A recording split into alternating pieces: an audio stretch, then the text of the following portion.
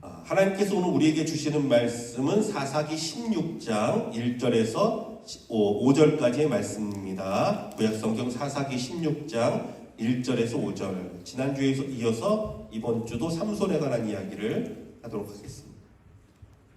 사사기 16장 1절에서 5절. 우리 같이 읽도록 하겠습니다. 시작. 삼손이 가사에 가서 거기서 한 기생을 보고 그에게로 들어갔더니 가사 사람들에게 삼손이 왔다고 알려짐에 그들이 곧 그를 애워싸고 밤새도록 성문에 매복하고 밤새도록 조용히 하여 이르기를 새벽이 되거든 그를 죽이리라 하였더라. 삼손이 방금까지 누워있다가 그 밤중에 일어나 성 문짝들과 두 문설주와 문빗장을 빼어가지고 그것을 모두 어깨에 메고 헤브론 앞산 꼭대기로 가니라. 이후에 삼손이 소렛 골짜기에 들리려나 하는 이름하는 여인을 사랑하매 블레셋 사람들의 방백들이 그 여인에게로 올라가서 그에게 이르되 삼손을 꿰어서 무엇으로 말미암아 그 큰 힘이 생기는지 그리고 우리가 어떻게 하면 능히 그를 결박하여 굴복하게 할 수 있을는지 알아보라. 그리하면 우리가 각각 은 1,100개씩을 내게 주리라 하니. 아멘.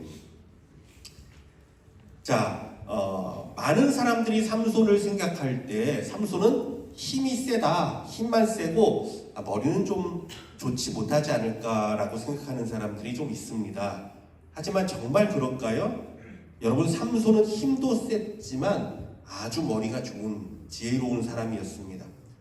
그것을 어떻게 하느냐? 삼손이 블레셋과의 여인의 그 결혼을 위한 잔치를 베풀 때 블레셋 사람 30명과 내기를 하는 장면이 성경에 나옵니다. 그런데 삼손이 자기가 힘이 있으니까 힘을 가지고 내기하면 좋을 거 아니에요. 근데 힘을 가지고 얘기하지 않습니다. 삼손이 지혜를 겨루는 내기를 합니다. 수수께끼를 내서 그들이 이기면 내가 너희 각 한 사람에게 한 벌씩 30벌을 주고 만약에 내가 이기면 너희 각 사람씩 30벌, 그러니까 한 사람이 한 벌씩 나한테 줘라 하고 내기를 거는데 이것이 뭐라고요? 지혜를 겨루는 내기예요. 그래서 삼손이 수수께끼를 내는데 사사기 14장 14절 말씀이죠.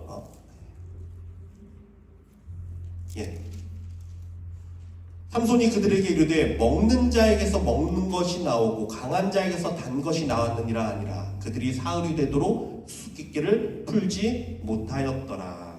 자, 우리들이 볼 때는 한글로 된 번역된 성경이잖아요. 그래서 잘 느낌이 오지 않지만 히브리 원문으로 보면 삼손이 수수께끼를 낸 이 질문 자체가 시문학적으로 아주 완벽한 음율과 형식을 갖춘 완벽한 문장이라고 해요. 거기에 더해서 플러스해서 질문 가운데 답이 숨겨있는, 질문 가운데서 답을 찾을 수 있는 이 형태가 너무나 완벽해서 히브리 랍비들은요 삼손이 지혜로운 사람이었다라고 평가를 합니다. 블레셋 사람들은요 도무지 삼손의 지혜를 감당할 수 없었습니다. 그래서 그들이 어떻게 합니까? 결국 삼손의 아내를 협박합니다. 너가 삼손의 이것을 알아내지 않으면 너와 너의 가족을 불태우겠다라고 협박을 해요. 그래서 그 아내가 7일 동안 그들이 잔치할 때 그의 아내가 그 앞에서 울며 그에게 강요함으로 7째 날에는 그가 그의 아내에게 수수께끼를 알려주면 정답을 알려줬어요. 그의 아내가 그것을 자기 백성들에게 알려주었더라. 자, 지난주에 삼손의 약점이 뭐라고 했죠? 삼손의 약점은 머리카락이 아니라 눈물이다 라고 말씀드렸죠. 삼손은 여인의 눈물에 약합니다. 아내가 그 앞에서 울자 그냥 마음이 다 녹았어요. 그래서 그 비밀을 이야기해 줬습니다. 사사기 14장 18절은 이렇게 말합니다. 7째 날 해지기 전에 성읍 사람들이 삼손에게 이르되 무엇이 꿀보다 달겠으며 무엇이 사자보다 강하겠느냐 한지라. 삼손이 그들에게 이르되 너희가 내 암송아지로 밭갈지 아니하였더라면 내 수수께끼를 능히 풀지 못하였으리라 하니라. 자, 정답은 이것이었습니다. 무엇이 꿀보다 달겠으며 무엇이 사자보다 강하겠느냐. 그래서 질문과 정답을 보면 질문은 먹는 자에게서 먹는 것이 나오고 강한 자에게서 단 것이 나왔느니라고 했죠. 강한 자는 무엇입니까? 사자. 단 것이 무엇입니까? 꿀. 그래서 이 질문 가운데 사실은 답이 들어 있습니다. 그런데 이것만 보면 조금 밋밋합니다. 강한 것이 사자이며 단 것이 꿀인 것은 맞겠는데, 그렇겠는데, 그렇구나 하는 무릎을 치는 듯한 해학적인 정답은 아니란 말이죠. 그래서 저는 생각할 때 여기 삼손이 의도한 숨겨진 정답이 하나 더 있었다라고 생각을 합니다. 이것은 제 추측이에요. 자, 원점으로 돌아가서 수수께끼를 낸 삼손의 의도를 한번 생각해 보죠. 삼손은요, 블레셋 사람들이 결코 정답을 찾지 못할 거라고 생각했습니다. 자, 삼손이 질문합니다. 먹는 자에게서 먹는 것이 나오고 강한 자에게서 단 것이 나왔느니라. 이것이 무엇이냐? 블레셋 사람 대답을 못해요. 그때 삼손이 이야기합니다. 무엇이 꿀보다 달겠으며 무엇이 사자보다 강하겠느냐? 이 대답을 듣고는 블레셋 사람들이 그렇지, 얼마 전에 삼손이 사자를 죽이고 꿀을 얻었다고 했는데 그걸 생각 못했구나. 사자보다 강한 것은 없고 꿀보다 단 것은 없는데 하고 아쉬워할 때 그때 삼손이 정답 하나를 더 이야기하는 거예요. 사자보다 강한 것은 없고 꿀보다 강한 것은 없습니다. 하지만 내겐 사자보다 더 강하고 꿀보다 더 단 것이 있으니 그것은 바로 내 아내를 향한 나의 사랑입니다. 내 사랑은 사자보다 강하고 꿀보다 더 답니다. 이러면 완벽해지는 것 같아요. 저는 아마 삼손이 이것까지 생각했을 거라고 생각합니다. 이러면 결혼잔치에 걸맞는 완벽한 수수께끼가 되죠. 강한 자에게서 단 것, 이것이 꿀과 사자로 이야기했는데 그거보다 강한 것은 바로 사랑이다라고 말할 수 있는 거예요. 그런데 이러한 생각을 갖고 있던 삼손에게 중간에 블레셋 사람들이 자기 아내를 협박해서 정답을 말해버렸으니까 삼손이 감춰놓은 말을 하기도 전에 다 산통이 깨져버렸습니다. 다 깨져버렸어요. 그래서 삼손이 화가 나죠. 그래서 블레셋의 아스글론에 내려가서 30명을 죽이고 그들의 옷을 취해다가 수수께끼를 푼 자들에게 옷을 주고 아버지 집으로 휙 돌아가 버렸습니다. 남겨진 아내는 어떻게 됐냐? 그 부모가 삼손이 떠났잖아요. 그러니까 어떻게 했냐면 그 아내를 수수께끼를 풀었던 친구들에게 주워버렸어요. 그쪽으로 시켜버렸어요.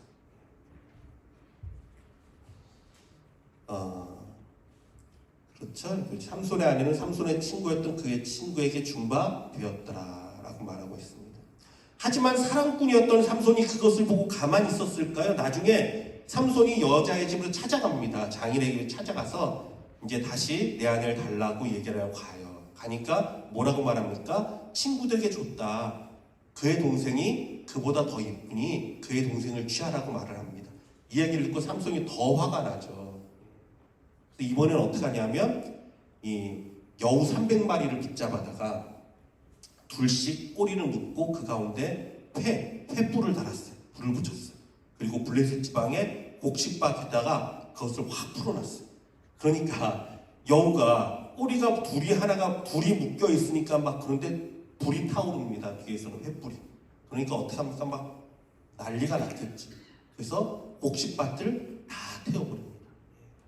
이런 사건이 있었어요. 자, 이런 사건이 몇 번 있고 우리가 지난주에 나눴던 삼손이 나귀 턱뼈로 블레셋 1000명을 죽이는 사건이 일어나게 됩니다. 그리고 성경이 다음과 같이 말하는데 20절 말씀 보니까 블레셋 사람의 때 삼손이 이스라엘 사사로 20년 동안 지냈다라고 말을 하고 있어요. 이스라엘을 지배하던 40년 동안 지배했던 블레셋이 이제는 삼손이 무서워서 올라가지는 못합니다. 이스라엘 백성을 치지는 못합니다. 몇 년 동안? 20년 동안. 자, 그리고 20년이 거의 지나간 시점에서 삼손의 나이가 몇 살쯤 됐을까요? 아마 결혼했을 때가 아마 20대 정도로 본다면 20년이 지났으니까 약 40세 정도 되었겠죠. 자, 그럼 20년이 지난 삼손의 모습은 어땠을까요? 더 충격적인 것은요, 삼손의 삶이 더 추해졌습니다. 이어지는 16장 1절 말씀. 삼손이 가사에 가서 거기서 한 기생을 보고 그에게로 들어갔더니, 예. 이 삼손의 모습을 보니까 이제는요, 자기의 욕망을 채우기 위해 기생집에 찾아갑니다. 그런데 2절부터 시작되는 이 본문을 보면요, 삼손이 여전히 사사의 직무를 수행하고 있습니다. 이걸 웃어야 될지 울어야 될지. 그는 자기의 욕망은 욕망대로 채우면서도 가장 강력하고 크고 강한 도시, 블레셋에 가장 이 5개 도시가 있어요. 블레셋은요. 근데 그 중에서 가장 강하고 큰 도시가 바로 가사란 말이에요. 그 가사의 그 성문짝과 문설주와 문빗장을 뽑아버렸어요. 그것을 헤브론까지 갖고 와버렸습니다. 그러니까 그 성은 어떻게 됐습니까? 가장 강하다고 한 성이 성짝이 떨어져 버렸으니까 완전히 무방비 상태로 삼손이 만들어 버렸어요. 가사를. 그러니까 사사로서의 일은 하면서 동시에 자기의 욕망도 채우는 거예요. 그러나 이런 불장난이 얼마나 오래 갈까요? 아닙니다. 그는 곧 소랫골짜기에 들릴라를 만나게 됩니다. 이후에 삼손이 소랫골짜기에 들릴라라 이름하는 여인을 사랑했다라는 단어가 처음 나와요. 삼손이 사랑했다는 말. 사랑꾼인 삼손이 진짜 사랑에 빠져버렸습니다. 꼼짝 못하게 됐습니다. 삼손에게 사랑은 뭐였다고요? 꿀보다 달고 사자보다 강한 것이 사랑이었어요. 삼손에게. 근데 어떻게 됐어요? 사랑에 빠져버렸어요. 잘못된 사랑이죠. 그 사랑을 좀 다른 데 두면 얼마나 좋아요. 그렇죠? 아버지의 말씀을 사랑하고, 하나님의 말씀을 사랑하고, 부모님의 말씀을 사랑하고, 그랬으면 얼마나 좋았겠어요. 근데 그는요, 블레셋의 들릴라라는 여인을 사랑하고 말았습니다. 그래서 그는 사랑의 노예가 됐습니다. 들릴라는 삼손에게 아주 노골적인 질문을 서슴지 않고 말합니다. 들릴라가 말합니다. 들릴라가 삼손에게 말하되 청하건대 당신의 큰 힘이 무엇으로 말미암아 생기며 어떻게 하면 능히 당신을 결박하여 굴복하게 할 수 있을는지 내게 말하라 하니. 딱 봐도 여러분, 딱 봐도 어떤 말이죠? 삼손을 결박해서 끌고 가려고 묻는 거잖아요. 그 의도가 분명하잖아요. 그런데도 사랑에 눈먼 삼손은 반박도 못하고 그저 장난처럼 받아 넘기려고 합니다. 삼손은요 3번 다른 대답을 해서 비밀을 감추려는 듯 보이지만 사실은 그 삼손의 이야기 가운데 우리가 주목해서 볼 만한 것이 있어요. 자, 제가 빨간 글씨로만 표현했는데 삼손이 그에게 이르되 만일 마르지 아니한 새 활줄 7으로 나를 결박하면 내가 약해져서 다른 사람과 같으니라. 다른 사람과 같단 말을 이야기하죠. 또 이야기합니다. 삼손이 그에게 이르되 만일 쓰지 아니한 새 밧줄로 나를 결박하면 내가 약해져서 다른 사람과 같으니라. 마지막 17절도 말합니다. 삼손이 진실을 드러내 그에게 이르되 내 머리 위에는 삭도를 대지 아니하였나니 이는 내가 모태에서부터 하나님의 나시린이 되었음이라. 만일 내 머리가 밀리면 내 힘이 내게서 떠나고 나는 약해져서 다른 사람과 같으니라 하니라. 여러분, 다른 사람과 같으리라 이게 무슨 의미일까요? 이 의미가 뭐냐면요, 내가 전혀 특별하지 않은 평범한 사람이 되고 만다라는 이야기예요. 근데 여러분 사실 삼손은 평범할 수 없는 사람이었습니다. 그는 하나님의 특별한 부르심을 받고 태어났고요, 나실 일이 나는 특별한 구별된 거룩된 삶을 살아야 했습니다. 여러분 거룩이 뭐죠? 구별됨이잖아요. 그는 구별되어야 되는 사람이었어요. 그는 세상과 같을 수 없고 같아져서도 안 되는 사람이란 말입니다. 그런데 삼손은 어땠어요? 평범해지길 원했어요. 같아지길 원했어요. 그래서 블레셋 기생과 함께 밤을 보내기도 하고 그의 거룩, 그의 구별됨은 다 사라지고 오직 자르지 않은 것은 또 뭐였죠? 다른 사람 좀 술도 마시고 그렇죠? 잔치를 배설했다 그랬잖아요. 이게 술잔치라고 말씀드렸죠. 술도 마시고 죽은 사자의 시체에서 꿀을 따서 먹기도 하고 그래서 오직 남은 것은 하나, 그들과 구별된 것은 딱 하나, 뭐만 남았다? 머리 하나만 남았어. 머리에 삭도를 내지 않은 거. 그런데 지금 그는 그 마지막 특별함까지 다 놓으려고 하고 있는 거예요. 결국 어떡합니까? 들릴라는 삼손이 잠든 사이에 그의 머리를 밀어버리고 그의 특별함을 다 제거해버렸습니다. 자, 많은 사람들이 삼손의 힘의 비결이 머리카락에 있다고 생각합니다. 여러분, 하지만 틀렸습니다. 아니에요, 여러분. 머리카락 아니에요. 삼손의 진짜 힘의 비결은 여호와 하나님의 임재, 즉 하나님이셨습니다. 하지만 삼손이 마지막 남았던 그의 특별함마저 다 버리고 세상 사람들과 같이 되었을 때 하나님의 영은 그를 떠나고 그는 그 힘을 잃게 되었던 것입니다. 그래서 성경은 그때의 상황을 이렇게 말합니다.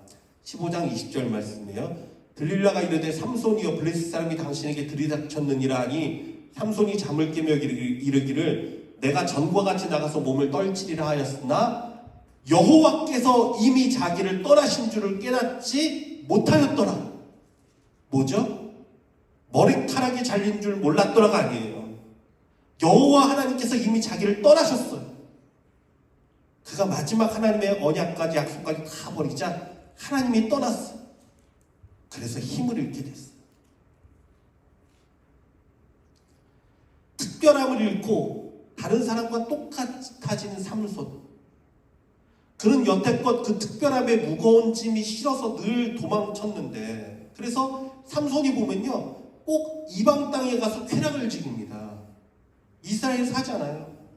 블레셋에 가서 쾌락을 즐기고 방황했어요. 근데 마침내 그 특별함이 사라지자 어떻게 됩니까? 세상에 멸시와 조롱이 임하기 시작합니다. 블레셋 사람들은 그의 두 눈을 뽑아버렸습니다. 그리고 놋줄로 묶어서 정말 특별한 사람인 줄 믿으시기 바랍니다. 여러분, 우리는요 특별한 사람들이에요. 거룩한 성도로 부르심을 입은 사람들입니다. 우리에게는요 그리스도의 피로 구원받은 특별한 하나님의 사랑이 있습니다. 특별하잖아요. 어떻게 이게 특별하지 않다고 말합니까? 예수님께서 생명을 버려서 날 구원해 주셨는데 특별하단 말이에요. 우리는 다. 하나님은 우리에게 나도 거룩하니 너희도 거룩하라라고 말씀하셨어요. 하나님은 다르잖아요. 세상 신과 다르잖아요. 구별된 분이잖아요. 그렇죠? 나도 거룩하니 구별되었으니 너희도 구별된 삶을 살아라 라고 말씀하셨는데, 우리는 세상과 같을 수 없고 같아져서도 안 되는 사람들이란 말입니다. 그러나 많은 그리스도인들이 삼손처럼 특별함을 잃고 살아갑니다. 세상 사람들과 다를 것이 없이, 하나도 없이 똑같이 행동하고 똑같이 말하고 똑같이 즐기려고 해요. 거기서 문제가 시작돼요. 세상과 다를 것이 하나도 없는 삶. 삼손도 그랬지 않습니까? 왜 그가 블레셋 땅까지 가서 여인들을 만나고 마음을 빼앗겨 버립니까? 삼손에게는요 나실린이라는 꼬리표가 따라다닙니다. 이스라엘 땅에서는 그 꼬리표 때문에 부담이 돼요. 아, 저 사람 나실린이 왜 저러고 있어? 그렇잖아요. 그러니까 어디로 갑니까? 이방 땅 가는 거예요. 블레셋 가는 거예요. 그 블레셋 땅에서 그 꼬리표 띄어내고 부담 없이 행동하고 싶은 거예요. 부담 없이 놀고 싶은 거예요. 세상과 아무 상관없는 사람처럼 똑같이 행동하고 똑같이 살고 싶었던 거예요. 그런데 이 땅에 많은 그리스도인도 이와 같습니다. 교회는 지겨워요. 하지 말라는 것도 많고.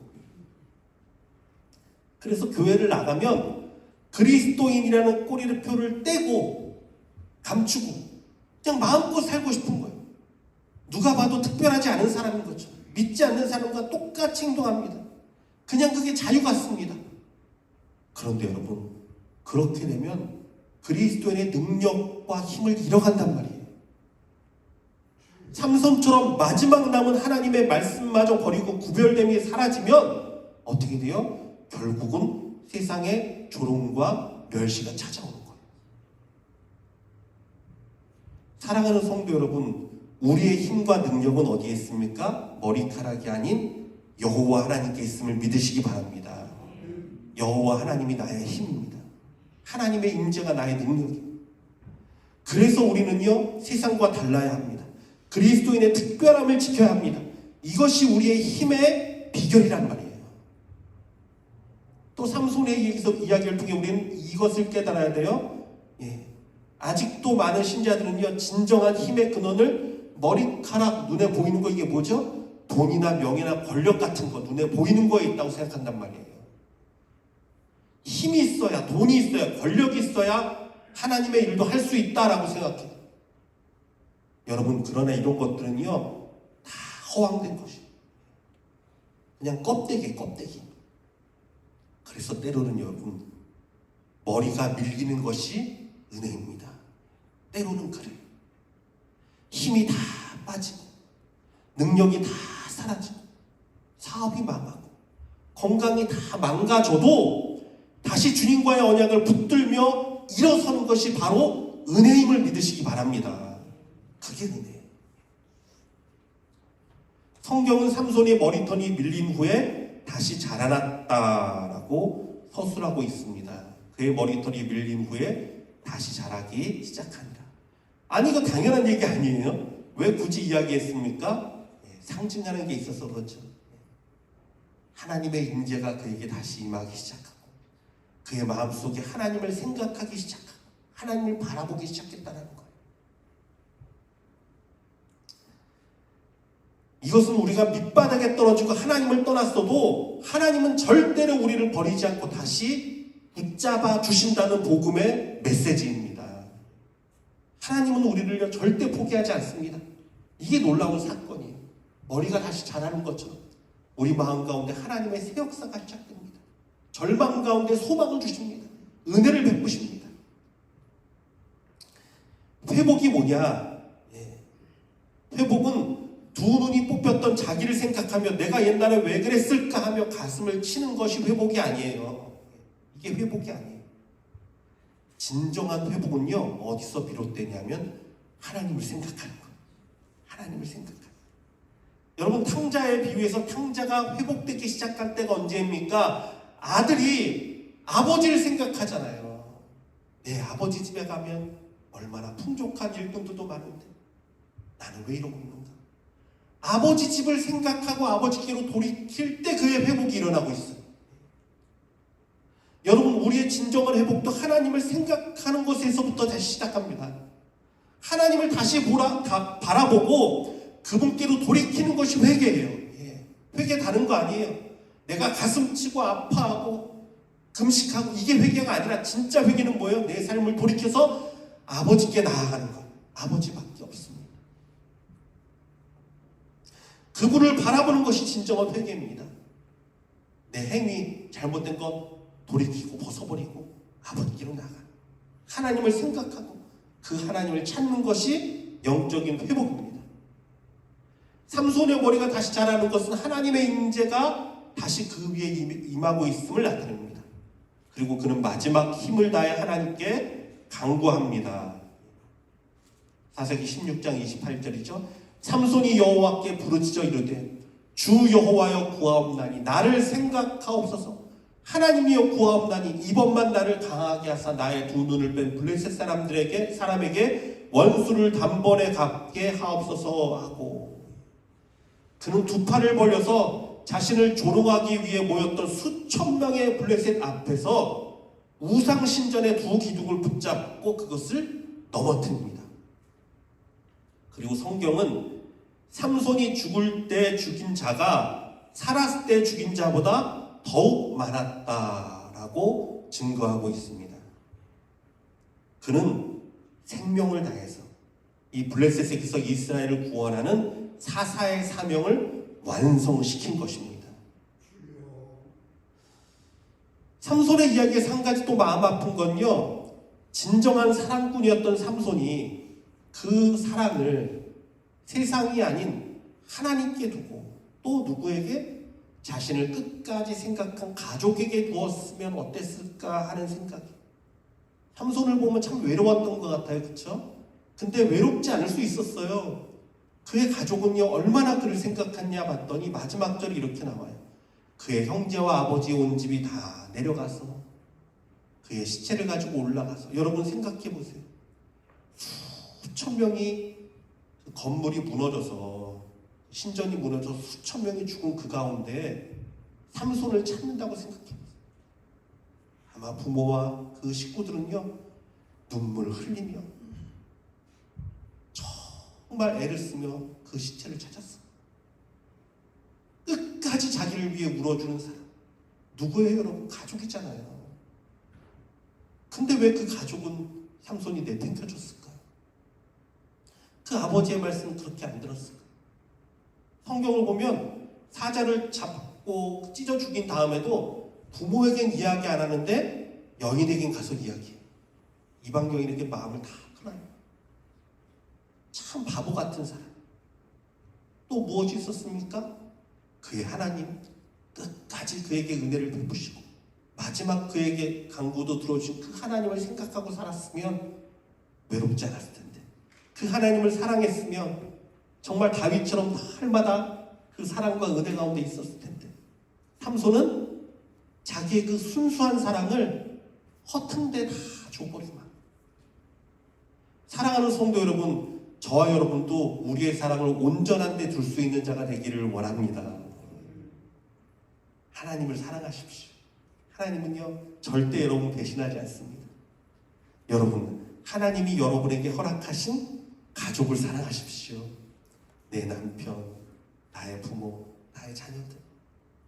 참 복된 길.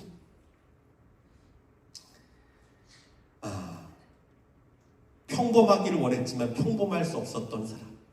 사랑하는 성도 여러분, 저와 여러분은 하나님 앞에 특별한 사람임을 깨닫고 정말 특별한 사람으로서 세상과 다른 구별된 삶을 사시고 말씀 붙들고 살아서 정말 하나님의 능력과 하나님의 은혜가 여러분 가운데 늘 함께하기를 주님의 이름으로 축원합니다.